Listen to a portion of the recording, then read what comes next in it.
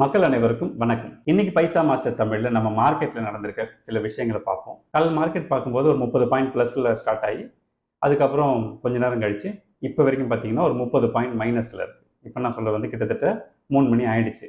ஒரு 100 பாயிண்ட் வரைக்கும் மைனஸ்ல இருக்கு. மார்க்கெட் அடிக்கடி உங்களுக்கு என்ன ஒரு வாய்ப்பு கொடுக்குதுன்னா, யாராவது பஸ்ஸில் ஏறலையா, ஏறாமல் விட்டுட்டீங்களா, திருப்பி திருப்பி வந்து செக் பண்ணிட்டு வாங்க ஏறிக்கிங்க அப்படிங்கிற மாதிரி இருக்கு. எனிவே வாய்ப்புகளை பயன்படுத்திக்கோங்க. ஏன்னா இதுக்கப்புறம் மார்க்கெட் ஒரு தடவை டேக் ஆஃப் எடுத்துருச்சு அப்படின்னா ஒரு குறிப்பிட்ட ஸ்டேஜுக்கு அப்புறம் நம்ம சில ஸ்டாக்ஸை நம்ம கன்சிடர் பண்ணணும்னு நினச்சிருந்த சில ஸ்டாக்ஸை மிஸ் பண்ணதுக்கு கூட சான்ஸ் இருக்குது. மொத்தமாக கன்சிடர் பண்ண வேண்டாம், பீரியாடிக்கலாக பண்ணிகிட்டே வாங்க. அதுதான் என்னுடைய ஐடியா. எனிவே இப்போ நீங்கள் பார்த்தீங்கன்னா தங்கம் தொடர்ந்து நாளுக்கு நாள் நாளொரு மேனியும் பொழுது வண்ணமுமாய் கரைஞ்சி வந்துட்டே இருக்குது. இன்னைக்கு $4,053 தான் இருக்குது ஒரு அவுன்ஸ் கோல்டு. யூஎஸ் டாலரோட ப்ரைஸ் பார்த்தீங்கன்னா $94.47 இருக்குது இந்தியன் மணி. ஆக்சுவலாக இப்போ என்ன நடந்துட்டு இருக்குன்னு கவனிச்சிங்கன்னா, இந்தியன் மார்க்கெட் மட்டும் இல்லை, யூஎஸ் மார்க்கெட்லேயே இந்த crude oil price, Brent oil price குறைஞ்சதுனால அது அவங்களுக்கு ப்ராஃபிட் இல்லையா. அந்த கம்பெனி வந்து 20% அமெரிக்கா தன்னுடைய தேவை போக 20% எக்ஸ்போர்ட் பண்ணிட்டு இருக்காங்க.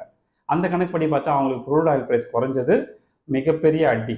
ஏன்னா கிட்டத்தட்ட எவ்வளோ தெரியுமா இன்னைக்கு பிரெண்ட் ஆயிலோட ப்ரைஸ் $72 பெர் பேரலுக்கு அப்படின்னு வந்தாச்சு. அது நிச்சயமா இது எங்கே இருந்ததுன்னா, இதுக்கு முன்னாடி இந்த சண்டை ஆரம்பிக்கிறதுக்கு முன்னாடி இருந்தால் கிட்டத்தட்ட $68 $65 அப்படி இருந்தது. இப்போ கிட்டத்தட்ட 72ங்கிறதெல்லாம் வந்து ரொம்ப ஜென்யூனான ப்ரைஸ் நமக்கு. பட் அது அவங்களுக்கு வந்து நிச்சயமாக அது ஒரு பெரிய பிரச்சனையாக இருக்கும் அப்படின்னு தான் குறைஞ்சிருக்கு. மற்றபடி இந்த கோல்டுலாம் ஒன்றும் பெரிய மாற்றங்கள்லாம் இல்லை. இந்தியாவில் சொல்கிறேன், ஒரு 4 நாளாகவே பார்த்தீங்கன்னா பெரிய அளவுக்கு மாற்றங்கள்லாம் இல்லை. இப்போதைக்கு $13,000 இருக்குது இந்தியன் மார்க்கெட்டில் ஆன்லைன் ப்ரைஸ். இதுலேருந்து ஒரு $150 கம்மியாகவே கிடைக்கும் உங்களுக்கு ரெகுலர் மார்க்கெட்டில். இதில் இன்னொரு ஒரு விஷயம் சொல்லட்டுங்களா, இப்போ மார்க்கெட்டில் வந்து நிறைய பேர் பழைய தங்கத்தை வந்து வித்துட்டு இருக்காங்க. கோல்டு வந்து கீழே ரொட்டேட் ஆகுது. வெளியிருந்து வர்றதுக்கான ஸ்பீடு குறையிறது ஒரு பக்கம்னாலும் கோல்டு வந்து இங்கே இதாகுது. ஏன் அப்படின்னா 2-3 காரணம் சொல்கிறாங்க.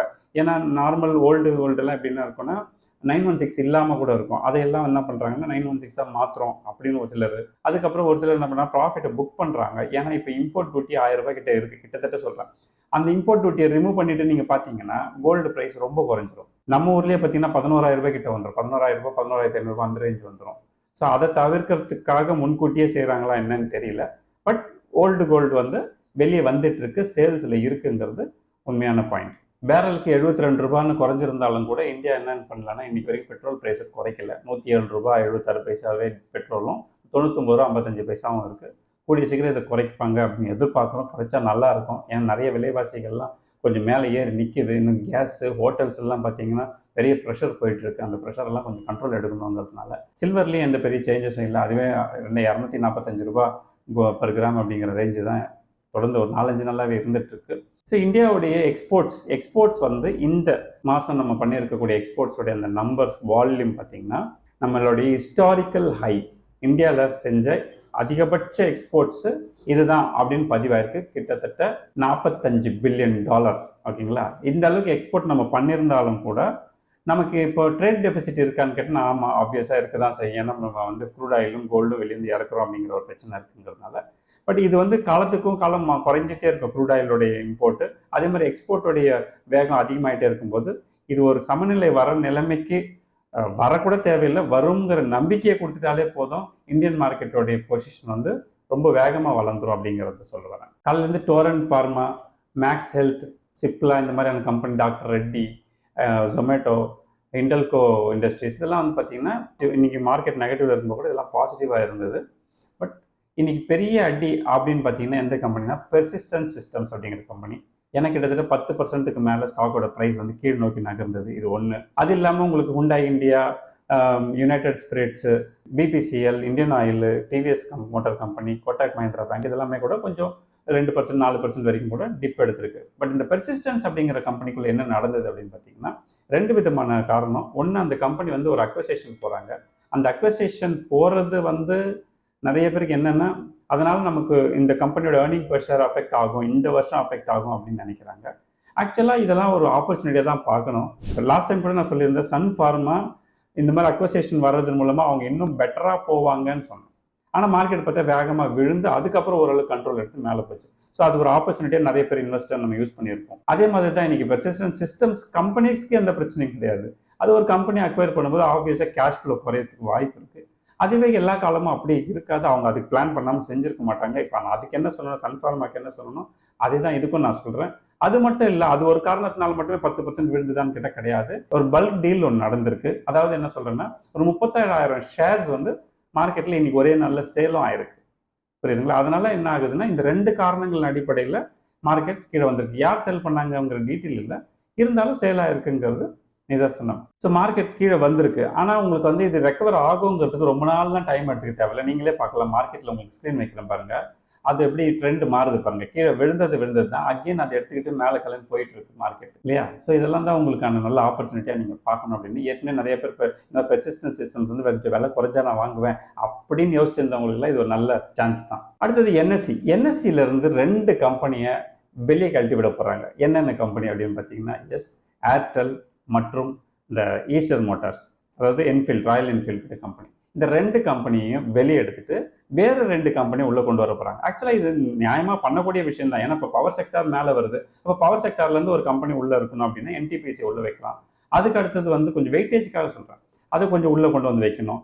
அடுத்தது நமக்கு இன்னொரு கம்பெனி அதுன்னு பார்த்தீங்கன்னாக்கா எம்சிஎக்ஸ்ங்கிறது எதுக்காக வைக்கணும்னா, இந்த கேபிட்டல் மார்க்கெட் அனலைஸ் பண்ணுறதுக்காக கூட வைப்பாங்க.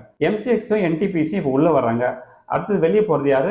ஏர்டெல் மற்றும் ஈஸ்டர் மோட்டார் 2 பேரும் வெளியே போகிறாங்க. இதனால நமக்கு என்ன பிரச்சனை, நம்ம போர்ட்ஃபோலியோ பாதிக்குமா அப்படின்னு கேட்டிங்கன்னா வாய்ப்பு இருக்குது. ஏன்னா எனக்கு தெரிஞ்ச இந்த 4 பிராண்டுமே 4 ஸ்டாக்ஸுமே உங்களோட போர்ட்ஃபோலியோவில் இருக்கும். அதனால் ஒன்று குறைஞ்சி 1 ஏறும், இல்லை 1 ஏறி 1 இறங்குமே தவிர உங்களுக்கு எந்த பிரச்சனையும் வரதுக்கு வாய்ப்பு இல்லை. நேரடியாக பார்த்தா ஒரு குறிப்பிட்ட ஸ்டாக் மட்டுமே வச்சிருக்கேன் அப்படிங்கிறவங்களுக்கு ஏர்டெல் மட்டும் தான் வச்சிருக்கேன், வேறு எதுவும் வச்சிடல அப்படின்னா நிச்சயமாக இப்போ இம்மீடியட்டாக என்ன ஆகும்னா உங்களுக்கு ஒரு பெரிய ஸ்லெட்ஜ் கிரியேட் ஆகிறதுக்கு சான்ஸ் இருக்குது. பெருசுன்னு நான் சொல்கிறது ஒரு 5 to 10% வரைக்கும் வச்சுக்கோங்களேன், வாய்ப்பு இருக்குது. அப்போ நம்ம என்ன பண்ணணும்னா அந்த மாதிரி குறையும் பொழுது இன்னும் கூட நம்ம கன்சிடர், பிகாஸ் ஏர்டெல்லாம் வந்து ஒரு ஸ்ட்ராங்கான கம்பெனி இன்னைக்கு மார்க்கெட்டில் அப்படிங்கிறதுனால அந்த சமயத்துக்கு இப்போ எப்படி பர்சிஸ்டன்ஸ் ஒரு 10% குறைச்சி நீங்கள் என்ன பண்ண போறீங்க, என்ன மக்கள் பண்ணிட்டு இருக்காங்கன்னு நான் உங்களுக்கு காட்டினேன்.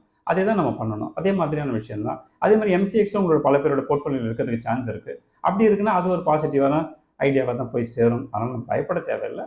பட் மார்க்கெட்டில் இது மாதிரியான சம்பவங்கள் நடக்கத்தான் செய்யும். இது இயல்பாக எப்பவுமே உங்கள் இண்டெக்ஸில் வந்துட்டு ஒரு சின்ன சின்ன சேஞ்சஸ் அப்பப்போ குவார்ட்டர்லி ஒன்ஸு இல்லை செமி ஆனுவல் அப்படி பண்ணுவாங்க தான், ஒன்றும் புதுசு கிடையாதுன்னு சொல்ல வரேன். அடுத்தது மிக முக்கியமான டாபிக் என்னென்னா, யூபிஐ அப்படிங்கிற நம்ம சர்வீஸ் யூஸ் பண்ணுறதுல இந்த ஜிபே, ஃபோன்பே இதெல்லாம் யூஸ் பண்ணிட்டு இருக்கோம் இல்லையா? இந்த சர்வீஸை இந்தியா இப்போ என்ன பண்ண போகுது, இந்த டெக்னாலஜியை சிங்கப்பூர், யுஏஇ, இலங்கை அப்படின்னு பல நாடுகளுக்கு கொண்டு போக போகிறாங்க.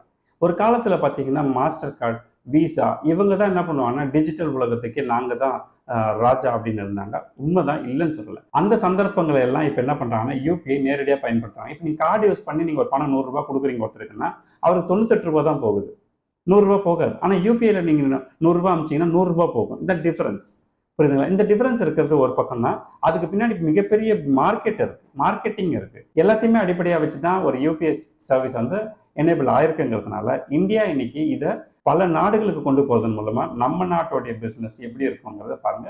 பட் இப்படி ஒன்று நடந்துட்டு இருக்கு. இவங்கெல்லாம் இதுக்கு முன்னாடி நம்மளை மிரட்டிட்டு இருந்தாங்க, எங்களை வச்சு தான் நீங்க அப்படின்னு. பட் அதெல்லாம் கட் பண்ணியாச்சு. இனிமேல் நம்ம சொந்தமாகவே யூபிஐ மூலமாகவே மேபி ஃபியூச்சரில் கார்டு கூட வரலாம். டிஜிட்டல் கார்டெல்லாம் இப்போ வந்து அவுட் ஆஃப் ஃபேஷன், இனிமேல் எல்லாமே மொபைல் தான் அப்படிங்கிறது கூட மாறதுக்கு சான்ஸ் இருக்குது. எனிவே பார்ப்போம். ஸோ நிறைய பேர் வந்து கம்யூனிட்டியில் ஜாயின் பண்ணியிருக்கீங்க. ஜாயின் பண்ண எல்லாருக்குமே போன வெள்ளிக்கிழமை இண்டக்ஷன் நடந்திருக்கு. வர வாரம் ஞாயிற்றுக்கிழமை வார் ரூம் இருக்குது, கண்டிப்பாக ஜாயின் பண்ணிக்கோங்க. கிட்டத்தட்ட வார் ரூமில் வந்து ஜாயின் பண்ணுறதுக்கு ஒரு 100 பேருக்கு மட்டும்தான் அலோவ் பண்ண, 100-150 பேர் மட்டும்தான் அலோவ் பண்ணுது. அதுக்கு மேலே அலோவ் பண்ணாது. அலோவ் பண்ணலைனாலும் வரைப்படாதீங்க, நான் அதுக்கு ஏதாவது ஆல்டர்னேட்டிவ் கொண்டு வரேன், சரிங்களா? இன்னொன்று நிறைய சேஞ்சஸ் வந்து போர்ட்டலில் ப்ரைஸ் அப்டேஷனில் மாற்றிருக்கோம். அண்டர் வேல்யூ ஓவர் வேல்யூ சேஞ்சஸில் நிறைய சேஞ்சஸ் இருக்குது. நியூ ஃபார்முலா, நியூ அல்காரிதம்லாம் ஆட் பண்ணியிருக்கோம். அதெல்லாம் இம்ப்ளிமெண்ட் உடனே நடக்காது, கொஞ்சம் டைம் எடுத்து நடக்கும். பட் கண்டிப்பாக நடந்துடும்.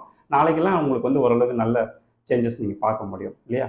ஸோ ஃபர்தராக இன்னும் கம்யூனிட்டியில் ஜாயின் பண்ணாமல் இருக்கீங்கன்னா டிஸ்கிரிப்ஷன் லிங்க் கொடுக்குறேன். இமீடியட்டாக அந்த லிங்கை கிளிக் பண்ணுங்கள், ஒரு வீடியோ வரும், பாருங்கள். பிடிச்சிருந்தால் ஜாயின் பண்ணிக்கோங்க. ஓகே, நான் எப்பவுமே சொல்லுறேன், ஃப்ரெண்ட்ஸ் அண்ட் ஃபேமிலிக்கு காசு பணம் கொடுத்து உதவி செய்யறத என்ன பண்ணலாம், இந்த மாதிரி நல்ல இன்வெஸ்ட்மெண்ட்ஸ் ஐடியாஸ் கொடுங்க, அவங்க வாழ்க்கையில் சூப்பராக வருவாங்க அப்படின்னு. எனவே அடுத்த ஒரு இன்ட்ரெஸ்டிங்கான வீடியோ சந்திப்போம். நன்றி, வணக்கம்.